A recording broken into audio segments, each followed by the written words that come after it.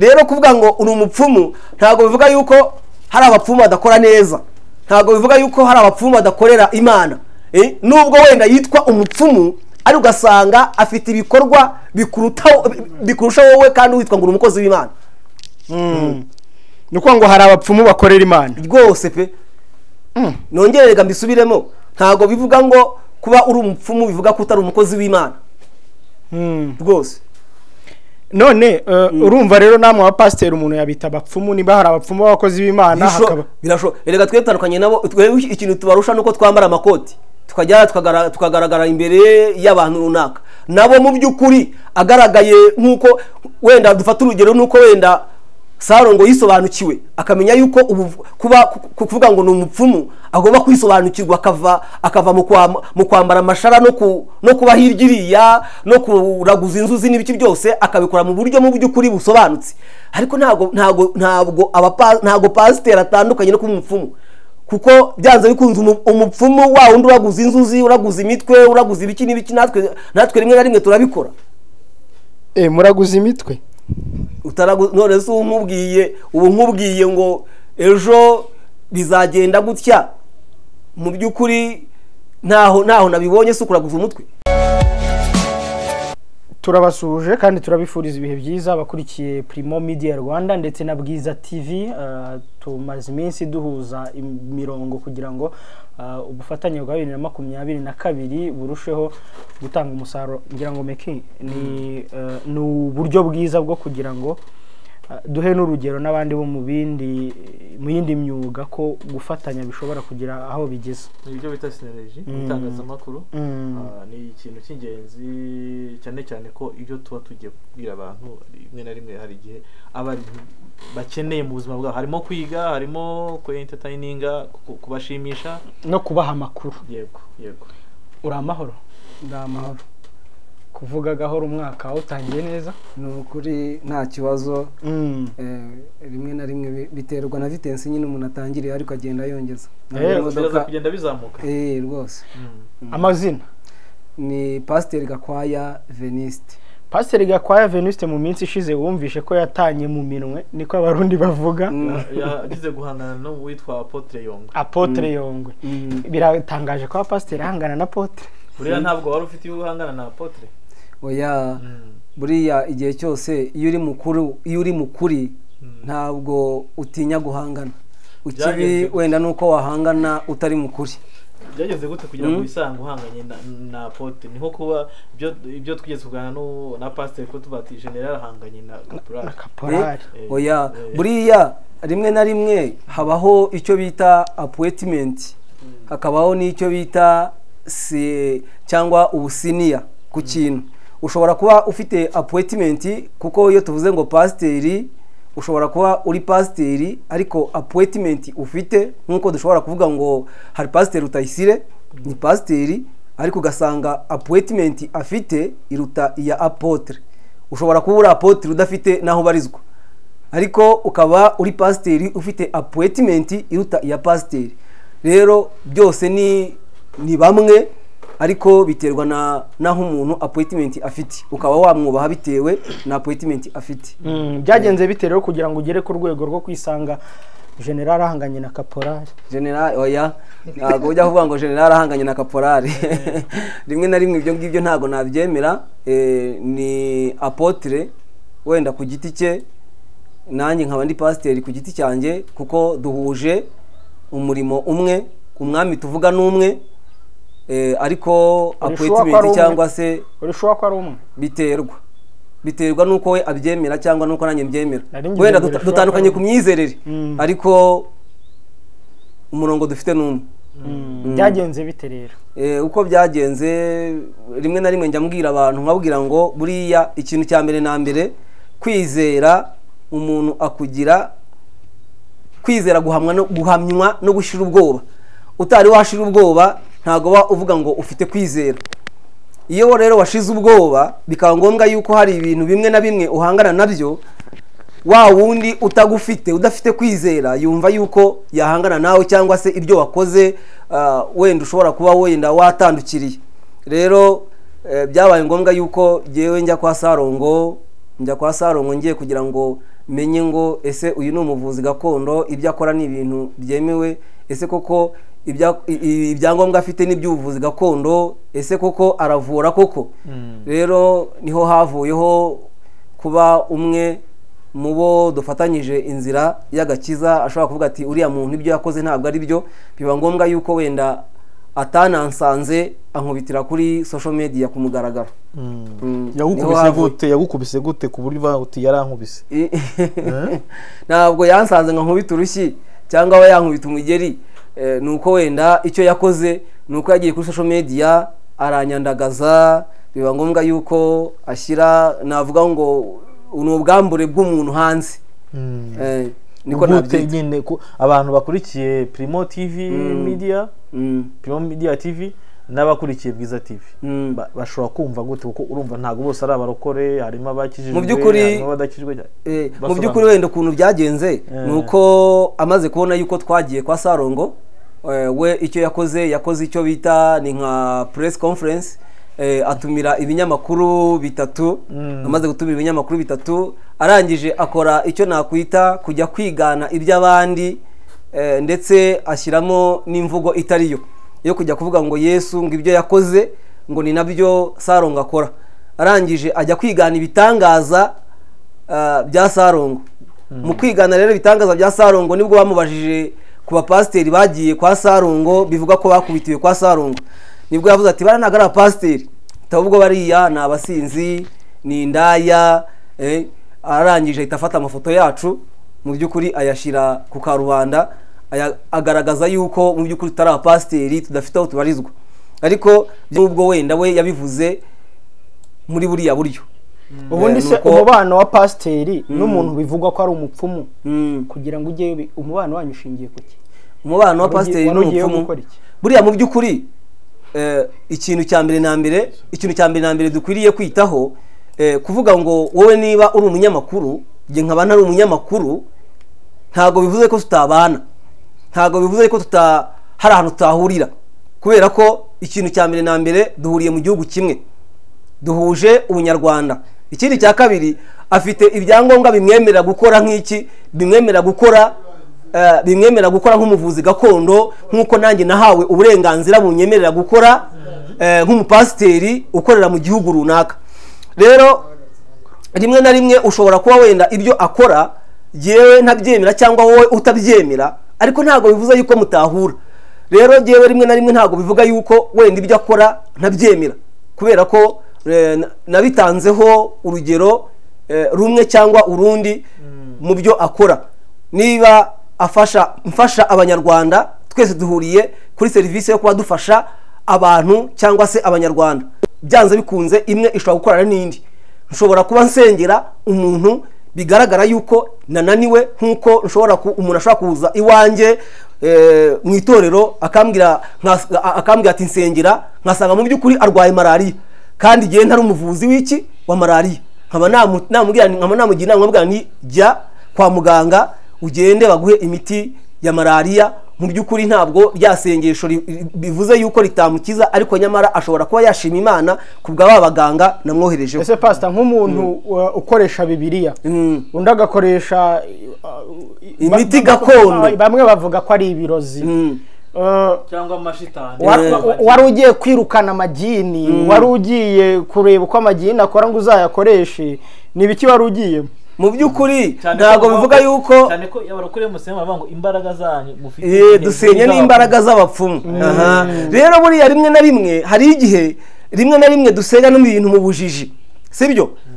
Ntago bivuze yuko niba jewe ku giti cyanjye ugaragaza ububi bwanjye, ntago bivuze yuko mu by'ukuri hari ahantu tutakumvikanira. Rimwe na rimwe hari umupfumu ukora mu nzira nyayo, cyangwa se ushobora kuba afasha abantu akabafasha mu buryo mu by'ukuri bufatika. Dufate nk'urugero, ushobora kuba uri umunyamakuru ariko ufitiye umumaro abanyarwanda, ariko hari n'abandi banyamakuru basenya iki, bashobora kuba basenya abanyarwanda. Rero abo bantu ni abantu babiri bakwiriye gutandukanywa. Nubwo wenda uriya yambitswe ikanzu yuko wenda ashobora kuba ari umupfumu, ariko hari abantu runaka bashima Imana kubw'ibyo yabakoreye. nshatse kuvuga iki rero? Icyo nshatse kuvuga ni ukuvuga ngo ngiye ku mupfumu, mu by'ukuri nanone musenya, ushobora kuba umusenya ariko utazi usenya uwo ari we. Ushobora kuba umusenya cyangwa umurwanya ariko utazi urwanya uwo ari we. Nyamara uwo urwanya hari abantu benshi bashima Imana kubwe, ndetse n'Imana iguhinyura kubw'ibyo ukora, kuko rimwe na rimwe hari igihe tujya tubona no mu nsengero, cyangwa se hari ubuhamya bumwe na bumwe bwo mu nsengero zimwe na zimwe usanga kubera ko nshobora kuba mfitanye ikibazo na Primo TV, nkajya hariya nkavuga ngo reka iyi Primo TV nyisenye muri ubu buryo, nyisenye mu buryo bwo kuba nayisengera ntitere imbere ntigira aho igera, ariko nyamara mu buryo nyisenyamo ari mu buryo bw'ubujiji. Rero ntago navuga ngo kuba uri ari umupfumu cyangwa se yambaye ikanzu ivuga ko ari umupfumu bivuga yuko hari abantu bamwe na bamwe adafasha kugira ngo bashime Imana kubw'ibyo arimo kubakorera. Nicyo namuvugaho. Yego, hanyuma byaje kugenda gute kugira ngo bigere aho mugira nibazo, bigere no mu manza, bigere no mu rwego rw'ubugenzacyaha? Jewe nkuko natangiye nyine mbivuga, wenda nkuko wenda imyizerere ye wenda ishobora kuba iri, cyangwa se n'imyumvire ye, reka rimwe na rimwe mvuge ko ari imyumvire. Buriya iyo rimwe na rimwe umuntu afite imyumvire, iyo hadutse ikintu bitewe n'imyumvire ufite, wumva yuko cya kintu mu by'ukuri atari ikintu cyiza. Reka ntange nk'urugero rutoya. Nk'ubu ngubu haje kuvuga ngo hadutse indwara ya coronavirus. Yadutse biba ngombwa yuko ibanza kuburirwa urukingo. Bamwe na bamwe batangira bavuga bati dore bya bihe bavuze, noneho biza kugeraho aho biba ngombwa yuko haduka haboneka urukingo. Urukingo rubonetse bamwe baravuga bati nyamara uru rukingo ruje kugira ngo dushyiremo ikimenyetso cya kindi cyavuzwe cyangwa cyahanuwe. Uyu munsi wa none hari n'abantu batemera urukingo. Ibyo nshatse kuvuga ngo iteka ryose iyo ufite imyumvire, iyo haje ikintu gishyashya wowe utemera, urakirwanya. Ntabwo wumva yuko icyo kintu cyangwa uwo muntu wagikoze ashobora kuba yagikoze mu buryo buri bwo, cyangwa se ashobora kuba afite rezo cyangwa afite ukuri. Rero niba Sarongo yaragaragaye akaba ariho, bikaba ngombwa yuko jewe njyayo nkaterira nkavuga ngo reka njye kureba imikorere ya Sarongo, ese ndebe niba Sarongo koko ibyo akora ari ukuri. Wowe ugahaguruka uvuga kubera ko utabyemera, ugahaguruka uvuga uti rekuriya nanjye reka nshaka ubundi buryo murwanya, musebya, muteza abantu, mwangisha abantu. Mu by'ukuri ibyo ubukoze ntabwo biba ari byo. Hanyuma ubwo buryo byagenze. Yego, abapasteri mukunze n'ubundi kuvugwa mu bikorwa byo kuraguza. Ntiwaba ari byo wari ugiyemo ahubwo? Oya, abenshi babivuga ko ariho ngo mukura imbaraga mujya kuzigura amavuta, aho mukura amavuta nyine. Yego, rimwe na rimwe ntabwo nahakana yuko ibyo bintu bitabaho. Nshatse kuvuga ngo bamwe na bamwe, ntabwo ari bose, kuko ntabwo nabihakana. Sinajya guhakanira abantu rusange, ntabwo nabihakana. Sinahakana yuko hari abantu batajya muri ubwo buryo bakoresha izo mbaraga, kandi bikagaragara yuko bakorera Imana. Kuko dufiteho n'ubuhamya bumwe na bumwe bw'ibyo bintu bibaho kandi bikabaho mu nsengero. Ariko ntabwo ari ubwo buryo nagiyemo ngiye gukora. Ngiye kugira ngo menye ngo ese uyu muntu koko ni umuvuzi gakondo cyangwa ni umupfumu, nk'uko abantu bagira gute bamuvuga ko ari umupfumu. Yewe ngenda nshaka kugira ngo menye ko ari umupfumu cyangwa ari umuvuzi gakondo. Ariko naragenzuye nsanga ari umuvuzi gakondo, kuko wenda n'abakurikiranye video ya mbere avura umwana agenda rindiyo, yafashe imiti y'ibyatsi. Twebwe mu by'ukuri iyo umuntu aje mu rusengero afite abadayimoni, cyangwa se umuntu twamusanzemo abadayimoni, uburyo dukoresha tumurambikaho ikiganza tukamusengera mu izina rya Yesu, cyangwa tugacyaba abadayimoni mu izina rya Yesu, bakaba bakwivuga bakavuga ibyo bashaka n'ibyo bakora. Ariko iyo ugiye kureba mu miti gakondo, mu buvuzi gakondo, bakoresha ibyatsi, bakuka wa muntu, noneho ba badayimoni bamurimo bakaba bavuga ikibagenza ndetse n'icyo bashaka kuri uwo muntu. Nasanze rero ntago mu by'ukuri ari umupfumu, kuko wenda iyo aza ko ari umupfumu aba yarateye inzuzi ajya kuvura uriya muntu, akabanza kuvuga bimwe na bimwe mu bintu uwo muntu arwaye. Ariko ntabwo yateye inzuzi, ahubwo yafashe imiti, nk'uko wenda muzakurikiranye n'amavideo ari kuri Big Town, muzakurikiranye n'amavideo, yaramwutse yashyizemo ibyatsi abishyira mu gakono yuka wa muntu atangira kuvuga, abo badayimoni batangira kuvuga ikibagenza ndetse n'icyo bashaka.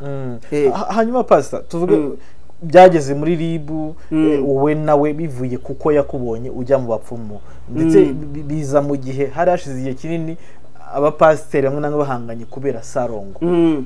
Wowe ubwawe icyo kibazo wakijyanye muri ribu kugira ngo bigende bite, kandi ko tuzi ko ijambo ry'Imana riravuga ngo mbere yuko mwebwe ubwanyu mubasha kujya muri rubanda, ubwo reka tuvuge gutyo, ugomba gusanga mwene so ukamubwira uti warankomerekeje wagize gutya na gutya, reka twiyunge. Kuki itari kuba bigenze yakwangukana muteza itorero? Mu by'ukuri ibyo ngibyo nicyo nakoze.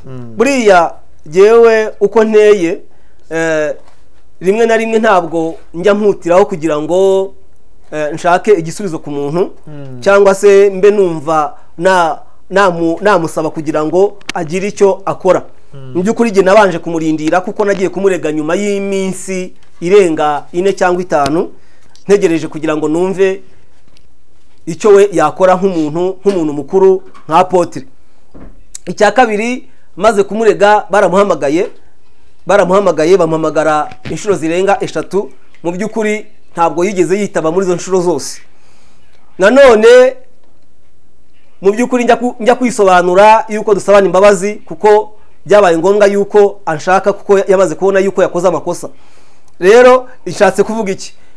Rimwe na rimwe ntabwo ivugabutumwa turimo ritwemerera gukora amakosa, nubwo twarikoreramo amakosa, ariko ntabwo bivuze yuko dukwiriye kugira gukora amakosa mu ivugabutumwa turimo gukora.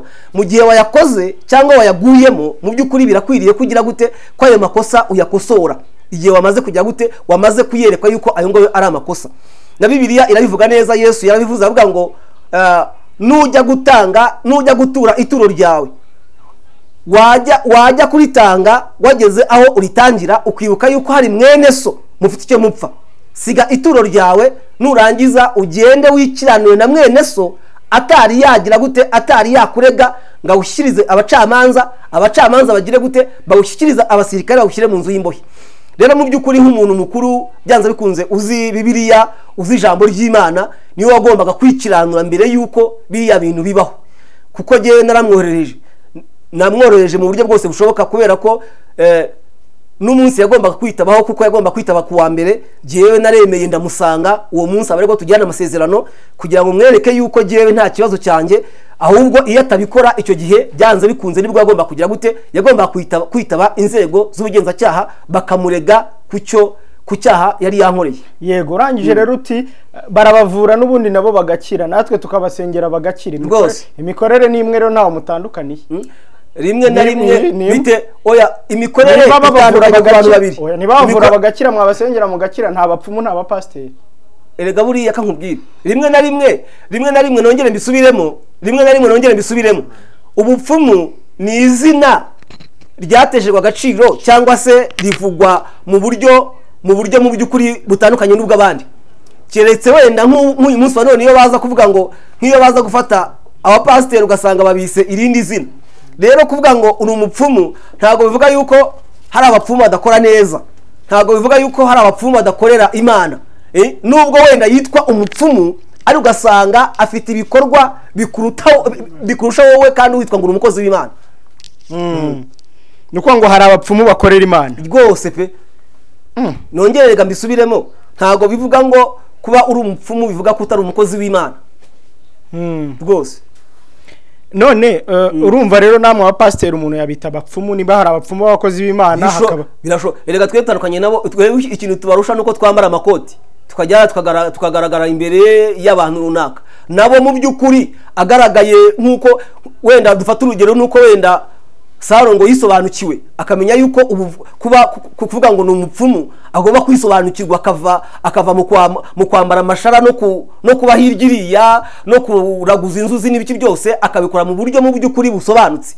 Ariko ntabwo pasiteri atandukanye no kuba umupfumu, kuko byanze bikunze umupfumu wa wundi uraguza inzuzi, uraguza imitwe, uraguza ibiki n'ibiki, natwe rimwe na rimwe turabikora.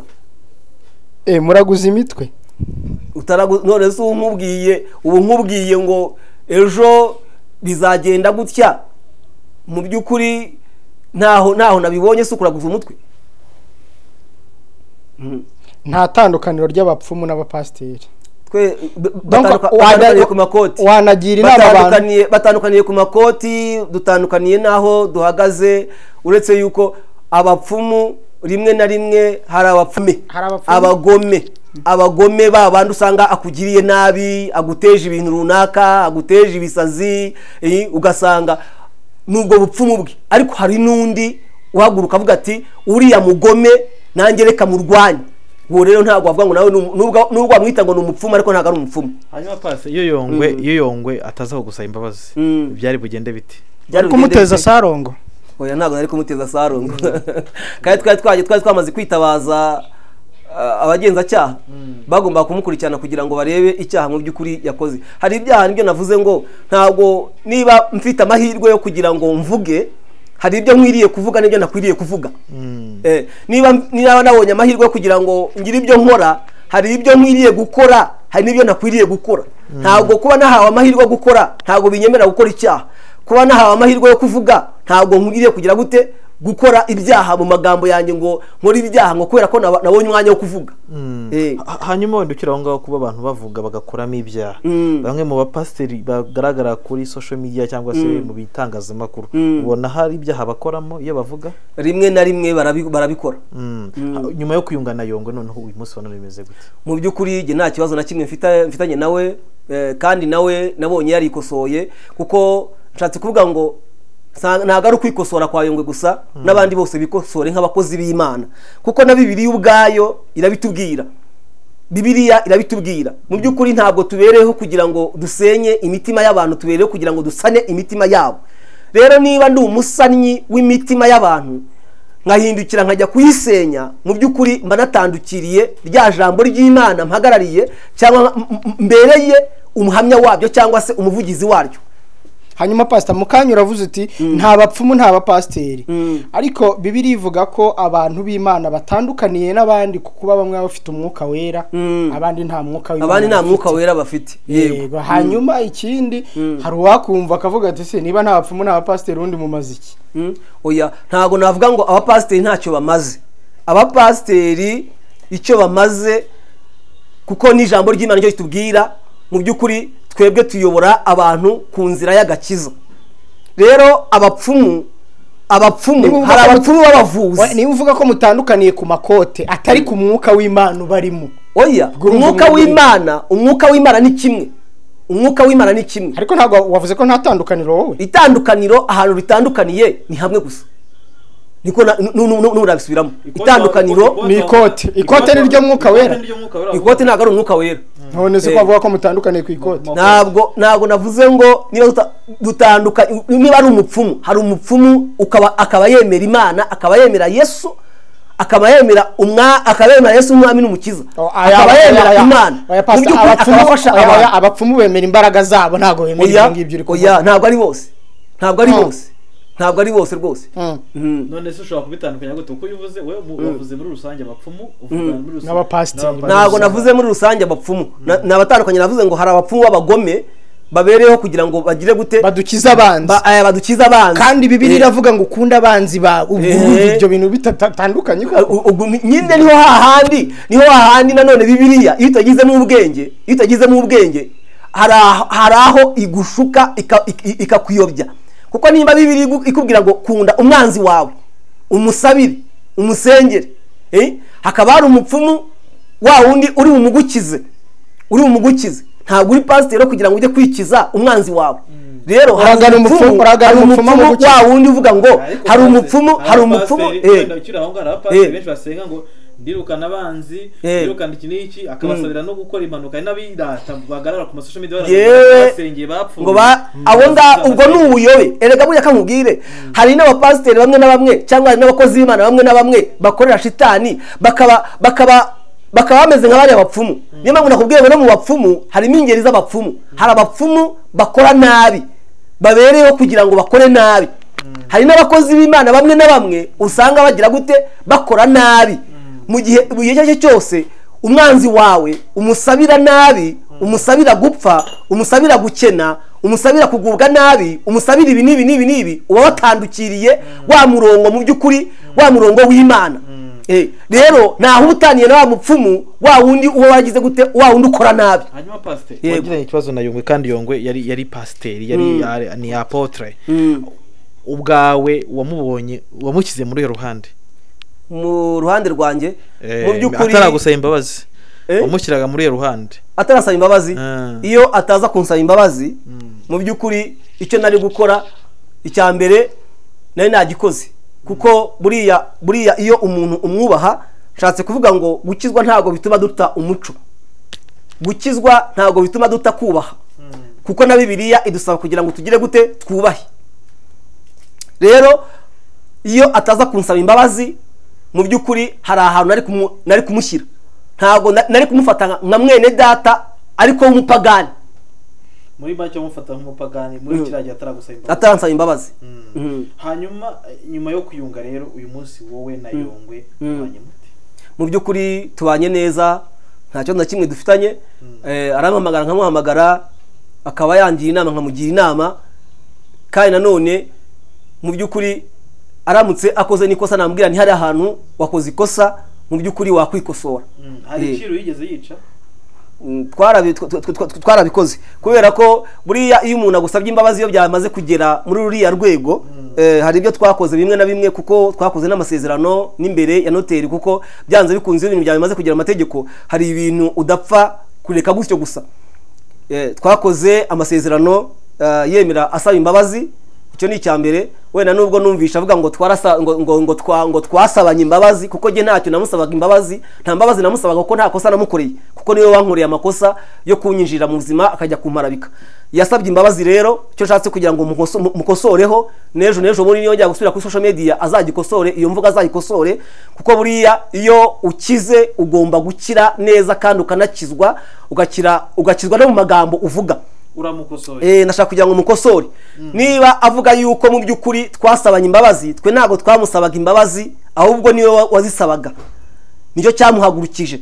Ikindi tujya imbere ya noteri, yasabye imbabazi, na amasezerano yabaye ku mpande zombi, yasabaga imbabazi. Icya kabiri, yemera gutanga n'igihembo cy'umwavoka twari twatanze, yemera gutanga n'amatike twari twakoresheje kugira ngo tujye kumurega. Icya gatatu, yavuze yuko atazongera gukora ibiganiro bigira gute, bisebanya. Mu yandi magambo yarasebanyije. Rero mu by'ukuri twasabanye imbabazi, turamubabarira, twaramubabariye. Pastor ndumva twasoza sibyo kabiri. Reka dusoze, reka dushimire Pastor aratuganirije, nubwo yego no musanzu n'umusanzu, kuko ibyo byose nk'umupasiteri wari ufite umugambi wo kuzajya kuri media agatukana, cyangwa se wari ufite uburyo bwo kutigenzura, cyangwa se uburyo bwo kutagira uko yitwara, aba yigiyemo rwose. Ni ukuri wakoze cyane rero. Reka twizere ko Primo Media Rwanda cyangwa Bwiza TV ni tugukenera n'ubutaha tuzakubona. Oya, ni ukuri ndahari, nta kibazo. Uganeza pastor, urakoze cyane.